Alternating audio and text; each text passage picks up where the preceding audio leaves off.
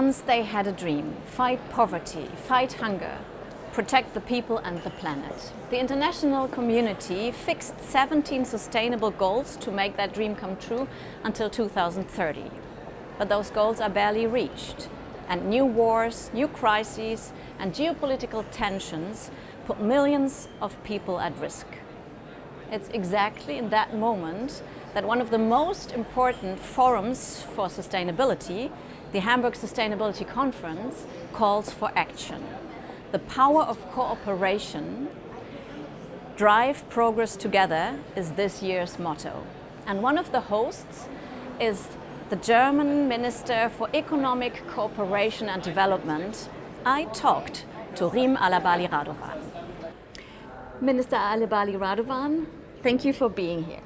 Thank you for having me. The major promise to achieve the 17 UN Sustainable Development Goals by 2030 can hardly be kept. Does the German government feel jointly responsible for this? First of all, I would like to underline that yes, when we look at the year 2026, just only 4 years left to the goals, to the SDGs, to the fulfillment of the SDGs, we can say we will probably not achieve all of the goals that we set. But I think the goals were also set very high, which is good because we are still tackling and still working on achieving the SDGs. And there was a lot achieved. But I think when the SDGs were agreed on, we didn't know what will come up. The wars, the conflicts, the crisis. So just let me take the crisis right now with the blockade of the Strait of Hormuz probably adding up onto hunger, onto poverty.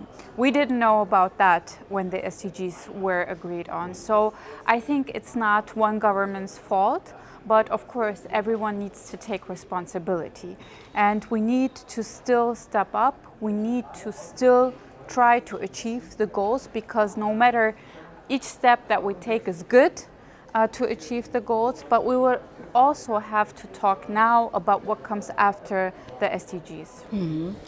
But only 1/3 of the goals are even roughly on track. For nearly 20% there is backsliding. Political interests often compete with each other. For example, Germany urgently needs to secure greater access to raw materials. It's a priority, which quickly conflicts with UN climate and environmental goals during implementation. Where do you position yourself in this tension? I mean, for us, it's clear we are committed to the SDGs. It's clear for the German government. We're having the Hamburg Sustainability Conference because it is also one part for us to look at how are we tackling it, what are we providing to fulfill the SDGs. But at the same time, yes, the economic situation worldwide is difficult, but also on the national level. For Germany, the world is in a huge shift. We're facing a multipolar world order, and we're under a lot of pressure. Just take when the SDGs were agreed upon at the United Nations, the United States of America were a big part of that. Now we're facing a totally different situation. So there is a lot of political shift also in the will to tackle the crisis that we need to work on jointly, and this is also very challenging. But for me, it's clear we stay committed. We stay committed to the SDGs. We stay committed to the multilateral system, but we're also facing our own challenges that all of that we need to align. You didn't mention climate change protection. Of course, this is one of the most important. I mean, right now we're facing a heat wave in Germany, and people just for 2-3 days can't imagine what can happen or what people are facing in other continents. So I think this is also a very important moment here in Hamburg to say we need to really step up, and we really need to work to combat the climate crisis, which it is a crisis. And it is quite challenging also on that, because we have governments not talking about it anymore, or not even mentioning the climate change, saying it's a weather condition. This is what we're facing at the World Bank. We're facing that at the G7. But Germany is very vocal. We are very vocal on that. We need to keep up the goals, and we need to work on that. Why should the South continue to trust in a joint agenda with the North while they're suffering from hunger, poverty, everything? There is this issue, and we need to be very honest about it, that trust is not something that is just there. We need to build trust, and we need continued commitment. And yes, there is a challenge in countries of the Global South not trusting partner countries, or not trusting the multilateral system, not trusting the United Nations even. This is a challenge that we're all facing together, but I think there is no other way than to jointly work on the issues those huge global issues like the climate change, hunger, ending hunger and poverty. We only have one way to go, and this is working together. And we are here in Hamburg. We have attendees from over 110 countries, a lot of them from the Global South. So I think it shows that there is interest still in working together. And there will be a new North-South Commission. It has been established within your ministry. It's now beginning its work. What exactly is its mandate?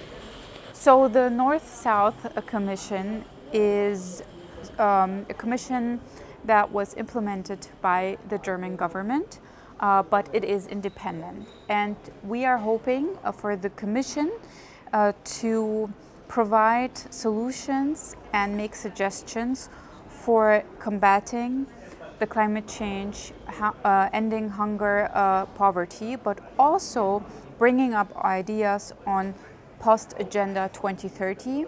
So what will be our part, what can we provide into that? And most importantly for me is that the North-South Commission will have the perspective of the Global South. So we have two co-chairs. We have former Chancellor Olaf Scholz, and we have the former President of Costa Rica, Laura Chinchilla, who are co-chairing the North-South Commission. And then we will have 20 experts in this commission from all parts of that are needed: politics, private sector, NGOs, academia. But for me, again, most importantly, it's to hear from the countries of the Global South. Some critics say it's just another commission, just a talking shop. How will you ensure that it develops genuinely future-oriented solutions that are not defined solely by the interests of the Global North?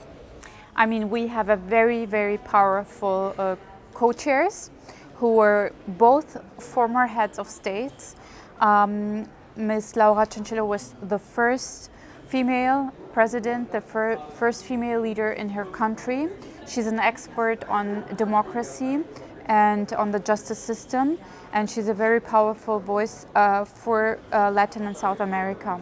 And I'm very sure that both of them will have more experts on the Commission who are very powerful. At the same time, it's important, again, I said it, the Commission is implemented by the German government, so there's a commitment by the German government that the solutions and the suggestions that the Commission will make, that we will take them very seriously and implement them into our policies. At a time of growing geopolitical tensions, we need new trust, new alliances and new approaches. This is what the conference chairman, Achim Steiner, has said. Can you give me an example of where you have recently succeeded in building new trust? I think when it comes especially to the situation in the Near and Middle East, I have been traveling there a lot and meeting with a lot of also new partners. So it's important that we stay committed and intensify our relationship with our partner countries, with developing countries. But there's also new donor countries coming up. So especially middle powers like the Gulf states. And I'm finding new ways to tackle some challenges. But what I'm mostly proud of is a school meals program, which we adopted, where we want to reach over 100 million children worldwide until 2030 with one warm school meal per day. I had the opportunity to visit a program in Sierra Leone with the World Food Program to see what that really means for the children. And one of my priorities is that we don't forget, despite all the crises, we don't forget the youth. Mm-hmm. And how do you intend to strengthen trust when Germany, due to budget constraints and shifting priorities, is able to invest less in acute humanitarian aid and development cooperation? This is a huge issue, not only for Germany. The ODA is on a historic low. The commitment to ODA is on a historic low, but we need to be very realistic. Looking up for the next years, public budgets are not going to rise.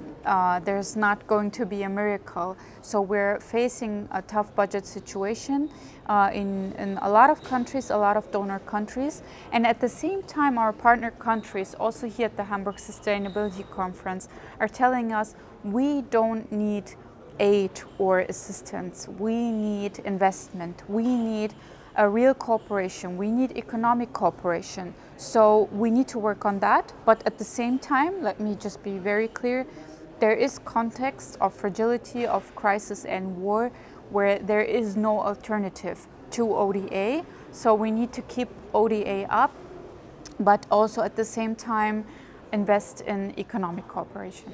Trust in Germany also seems to have limits within the UN.